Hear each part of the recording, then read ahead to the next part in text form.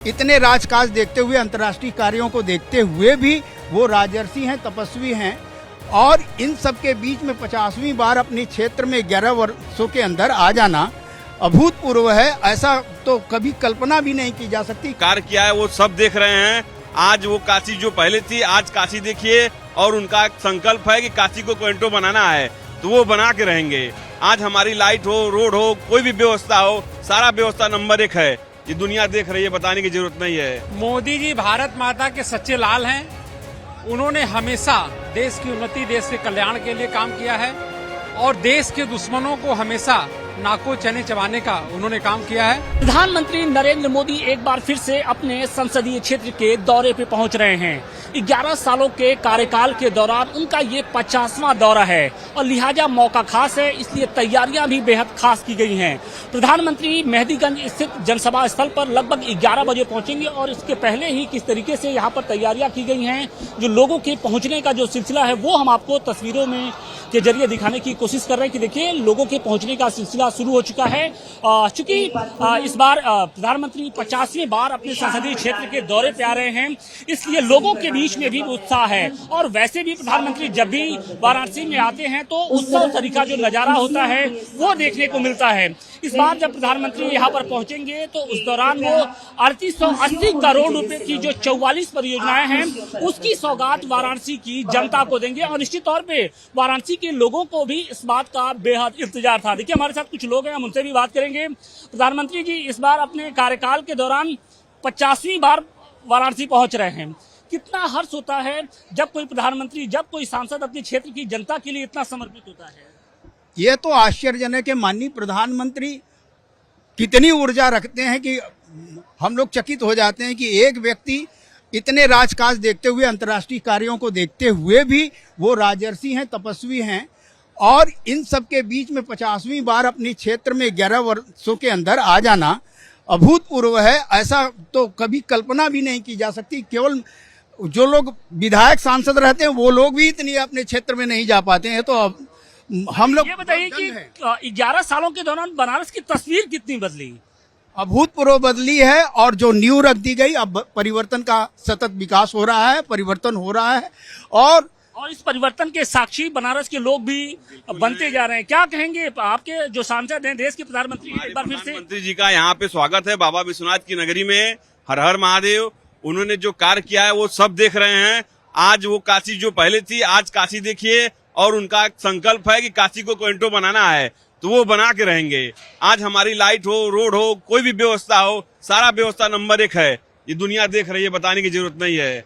हर हर महादेव। निश्चित तौर पे प्रधानमंत्री नरेंद्र मोदी की ओर से जो वाराणसी के लिए एक विकास का एक मॉडल तैयार किया गया है, उससे जो यहाँ की जनता है वो भी इत्तेफाक रखती है और यही कारण भी है कि वो जब भी बनारस आते हैं तो बनारस की जो जनता है वो उनको सिर माथे पर बैठाती रही है। और इस बार जब प्रधानमंत्री यहाँ पर पहुंचेंगे तो 44 करोड़ रुपए, 44 जो अलग अलग परियोजनाएं हैं उसकी आधारशिला और लोकार्पण करने का काम करेंगे। और देखिए बड़ी संख्या में जो महिलाएं हैं वो भी आज प्रधानमंत्री नरेंद्र मोदी को सुनने के लिए पहुंची हैं, अपने सांसद को देखने के लिए पहुंची हैं। तस्वीरें देखिए कि सुबह 7 बजे से ही जो लोगों का जमावड़ा है वो इस रैली स्थल पर यहाँ पर पहुंच चुका है और हर किसी को इंतजार है। देखिए सिर पर भाजपा की टोपी है, तो जब भी प्रधानमंत्री यहाँ पर पहुंचते हैं तो जो माहौल है वो बिल्कुल भगवामय हो जाता है। एयरपोर्ट से लेकर सभा स्थल या फिर शहर के अलग अलग कोनों में आप देखेंगे जो तस्वीरें होती हैं वो बेहद दिलचस्प होती हैं। और यही कारण भी है कि इस बार भी प्रधानमंत्री जब यहाँ पर पहुंच रहे हैं तो उनके स्वागत की जोरदार तैयारियां की गई हैं।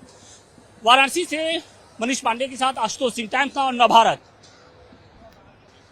प्रधानमंत्री नरेंद्र मोदी एक बार फिर से अपने संसदीय क्षेत्र के दौरे पे पहुंच रहे हैं और इस बार जो दौरा होगा वो बेहद खास होगा। पिछले एक सप्ताह के दौरान केंद्र सरकार के खाते में 2 बड़ी उपलब्धियां आई हैं। वक्त संशोधन बिल संसद के दोनों सदनों में पास हुआ है, तो जबकि दूसरी तरफ अगर बात करें तो 26/11 का जो मास्टरमाइंड है तहव्वुर राणा, उसे अमेरिका से भारत लाया गया है और निश्चित तौर पे भारत के लिए एक बड़ी जीत के तौर पे इसे देखा जा रहा है। और आज जब प्रधानमंत्री नरेंद्र मोदी यहाँ पर पहुंचेंगे तो उसको लेकर यहाँ के जो लोग हैं, जो भारतीय जनता पार्टी के जो कार्यकर्ता हैं वो क्या सोचते हैं, हम उनसे ही बात करने की कोशिश करेंगे। भारत के खाते में 2 बड़ी उपलब्धियां आई। वक्त संशोधन बिल पास हुआ और तहव्वुर राणा को लेकर बहुत सारी बातें कही जा रही थी कि उसको भारत लाना इतना आसान नहीं होगा, लेकिन मोदी जी ने कर दिखाया। आप लोग किस तरीके से आज उनका शुक्रिया अदा करेंगे? मोदी जी भारत माता के सच्चे लाल हैं। उन्होंने हमेशा देश की उन्नति, देश के कल्याण के लिए काम किया है और देश के दुश्मनों को हमेशा नाको चने चबाने का उन्होंने काम किया है। और इसी नीति के तहत तहव्वुर राणा, जो कि 26/11 मामले का कुख्यात मास्टरमाइंड था, उसको भारत लाया गया। उसको कड़ी से कड़ी सजा दिलाएंगे। और साथ में वक्फ संशोधन विधेयक के माध्यम से मोदी जी ने जो कानून लाया है, उस कानून से मुस्लिम समाज में जो जमीन को हड़पने की नीति के तहत तमाम लोग कुख्यात काम करते थे, ऐसे सभी लोगों पे पाबंदी लगेगी। और वक्फ कानून सही मायने में मुस्लिम में जो दलित, शोषित, वंचित समाज है, उनके कल्याण के लिए काम करेगा। क्या मोदी है तो मुमकिन है, आप लोगों ने ही नारा दिया था, लेकिन जो दो नामुमकिन काम थे, दिख रहे थे, उसको भी मुमकिन कर दिया मोदी जी ने।